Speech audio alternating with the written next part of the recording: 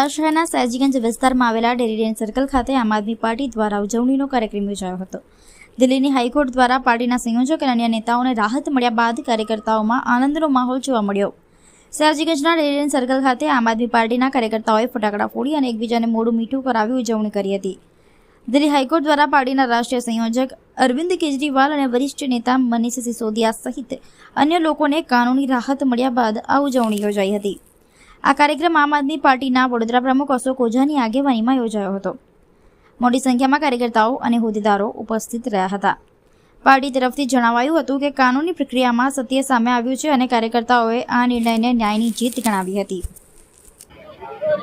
આજે અમે અહીંયા જે ટૂંક સમય પહેલા ભારતીય જનતા પાર્ટીએ ષડયંત્ર રચ્યું હતું કે અમારા કન્વીનર શ્રી કેજરીવાલજીને જે આમ આદમી પાર્ટીના સંયોજક છે અને સીએમ હતા દિલ્હીના મનીષ સિસોદિયાજી ડેપ્યુટી સીએમ અને એમની સાથે એક લાઇનમાં લોકોને પરેશાન કરવા માટે, પાર્ટીને તોડવા માટે, પાર્ટીની અંદર લોકોને ખરાબ બતાવવા માટે જે એ લોકોએ સીબીઆઈ ઈડીનો ઉપયોગ કરી અને ખોટી રીતે એક ષડયંત્ર રચી અને આ લોકોને જેલ ભેગા કર્યા। ટૂંક જ સમયમાં બહુ જલ્દી આનો નિવેડો આવી ગયો। દિલ્હીની કોર્ટે તમામ લોકોને નિર્દોષ છોડ્યા। આજે ભારતીય જનતા પાર્ટી જે ઈચ્છતી હતી કે આમ આદમી પાર્ટીને ખલાસ કરી દેવી, આમ આદમી પાર્ટી હવે ડબલ જુસ્સાથી આગળ આવશે। ગુજરાતની અંદર નગરપાલિકાનું ઇલેક્શન છે, આના પછી વિધાનસભા છે, ગુજરાતમાં પાર્ટી સરકાર બનાવવા જઈ રહી છે। આજે લોકો જે વિચારતા હતા, જે સાચું જાણતા હતા, એમને ખબર હતી કે આમ આદમી પાર્ટી દરેક જગ્યાએ ચોખ્ખી અને સાફ સુથરી પાર્ટી છે, એટલે આજે સત્યનો વિજય થયો। એને લઈ આજે અમે અહીંયા ઉત્સવ મનાવી રહ્યા છીએ, ફટાકડા ફોડ્યા છે, મીઠાઈઓ ખવડાવી છે અને એકબીજાની સાથે ગળે મળી અને ઉત્સાહ વ્યક્ત કર્યો છે।